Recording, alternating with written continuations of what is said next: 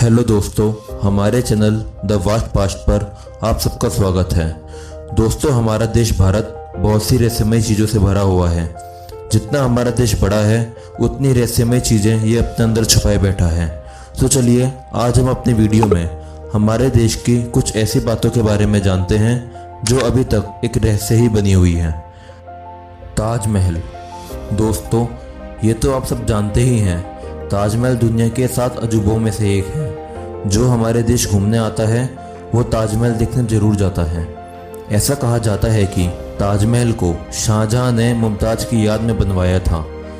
लेकिन पिछले कुछ सालों में एक और बात सामने आई है कि ताजमहल एक शिव मंदिर था जिसका नाम तेजो महल था। दोस्तों, ये बात तब सामने आई जब प्रोफेसर पुरुषोत्तम नागेश ओक ने अपने ताजमहल पर करी गई खोज में बताया कि इस शिव मंदिर को शाहजहां ने जयपुर के राजा जयसिंह से छीन लिया था और फिर वहां पर शाहजहां ने उसको ताजमहल में बदल दिया और बहुत सारा लूटा हुआ खजाना भी शाहजहां ने इस महल में ही छुपा दिया जो आज तक वहीं पर है। ओक ने ऐसा भी बताया है कि अगर ताजमहल में मुमताज की कब्र है तो मुमताज को कब्र में दफनाने की कोई तारीख इतिहास में क्यों नहीं है। पुरुषोत्तम ओक ने बहुत सारे सबूत भी दिए जिससे बहुत लोगों को ये यकीन भी हो गया कि ये एक सच में शिव मंदिर ही था। जैसे कि ताजमहल के शिखर पर जो गुंबद है उसके ऊपर हिंदू मंदिर जैसी कलश और त्रिशूल जैसी आकृति बनी हुई है और दीवारों पर भी इस तरह के बने हुए ओम के चित्र और ये ओम के चिन्ह ताजमहल की काफ़ी दीवारों पर देखने को मिलते हैं। और भी कुछ इस तरह के सबूत पाए गए जिसकी वजह से ताजमहल के एक शिव मंदिर होने का एहसास होता है। लेकिन बहुत लोग इन सब बातों को बस एक झूठ मानते हैं और ताजमहल को शाहजहां की बनाई हुई एक प्यार की निशानी मानते हैं। लेकिन ये राज आज भी एक पहेली बना हुआ है जिसको कोई सुलझा नहीं पाया है। कुलधारा गांव। दोस्तों, ये कहानी है राजस्थान के कुलधारा गांव की। ये गांव एक भूतिया गांव के नाम से भी जाना जाता है। ये गांव राजस्थान के जैसलमेर जिले में है। ऐसा बोला जाता है कि ये गांव 170 सालों से वीरान पड़ा है।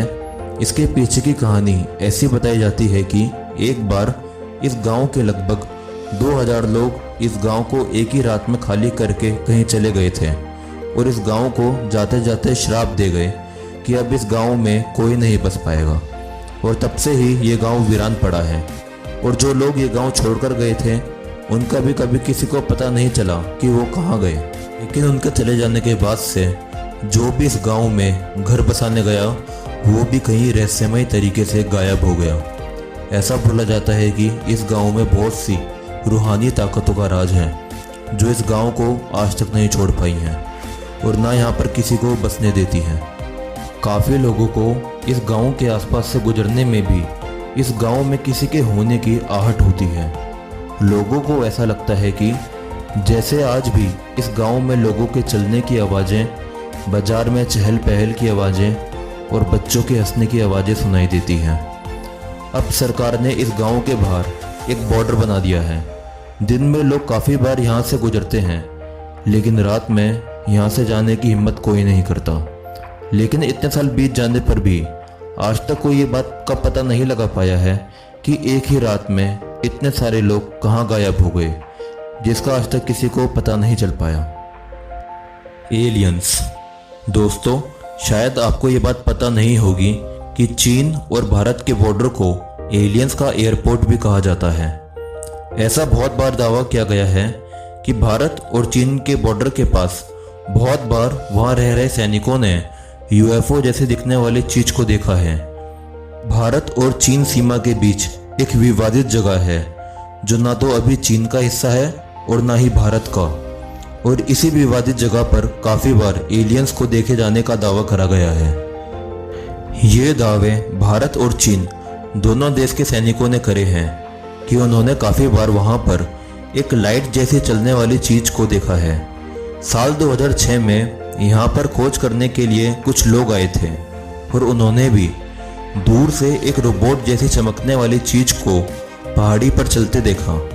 लेकिन जैसे ही वो लोग पहाड़ी पर पहुंचे वो चीज गायब हो चुकी थी।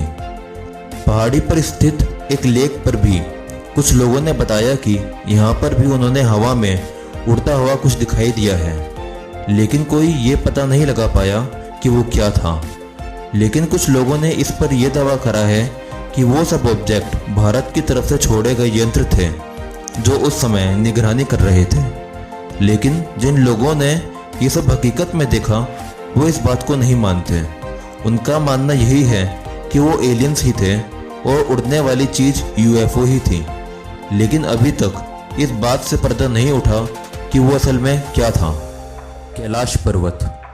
दोस्तों, कैलाश पर्वत की हिंदू धर्म में बहुत मान्यता है, क्योंकि कैलाश पर्वत को भगवान शिव का घर भी माना जाता है।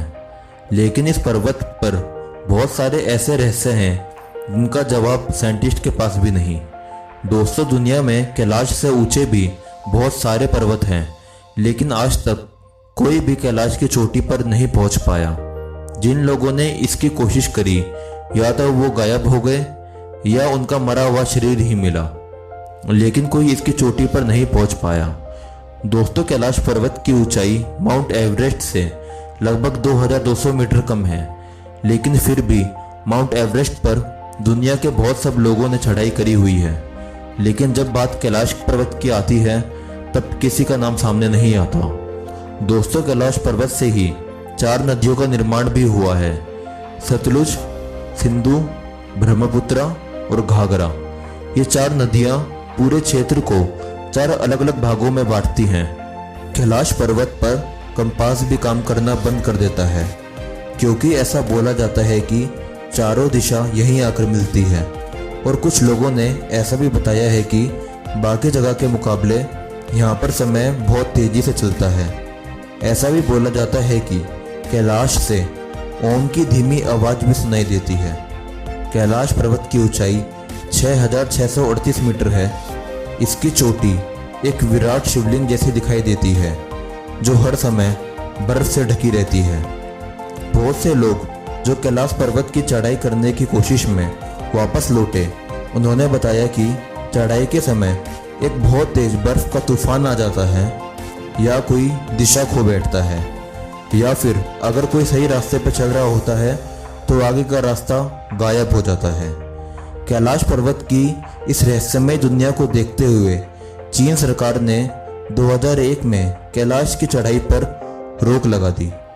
अश्वत्थामा। दोस्तों, चलिए चलते हैं अब द्वापर युग में, जहाँ श्री कृष्ण ने जन्म लिया था और इस धरती पर फिर से धर्म की स्थापना करी थी। उसी समय महाभारत के महान युद्ध के खत्म हो जाने के बाद गुरु द्रोणाचार्य के पुत्र अश्वत्थामा ने अपने दोस्त दुर्योधन की मौत का बदला लेने के लिए अश्वत्थामा ने धोखे से पांडवों के शिविर में रात के समय पांडवों के बच्चों को मार डाला। और बाद में अश्वत्थामा ने अभिमन्यु की पत्नी के गर्भ में पल रहे बच्चे पर भी ब्रह्मास्त्र चला दिया, जिसको देख श्री कृष्ण बहुत गुस्सा हुए और उन्होंने अश्वत्थामा के माथे में लगी मणि को निकाल दिया और अश्वत्थामा को इस पाप के लिए युगों युगों तक इस पृथ्वी पर भटकने का श्राप दे दिया। मध्य प्रदेश के आसिरगढ़ के किले में एक मंदिर है, जिस पर ऐसा बोला जाता है कि यहाँ अश्वत्थामा अभी भी रोज पूजा करने आता है। और कलयुग में भी बहुत लोगों ने अश्वत्थामा को देखने की बात कही है। बहुत लोगों ने ऐसा भी बोला है कि जो भी अश्वत्थामा को देख लेता है उसका मानसिक संतुलन खराब हो जाता है। लेकिन ये राज आज भी कोई नहीं सुलझा पाया है कि क्या आज भी अश्वत्थामा जिंदा है और क्या वो आज भी अपने पापों की करी हुई सजा काट रहा है। तो दोस्तों, आपको हमारी आज की वीडियो अच्छी लगी तो लाइक कर दें, और अगर आप इनमें से किसी कहानी पर पूरी वीडियो चाहते हैं तो कमेंट बॉक्स में ज़रूर बताएं, और ऐसे ही और वीडियोस के लिए हमारे चैनल को सब्सक्राइब कर दें।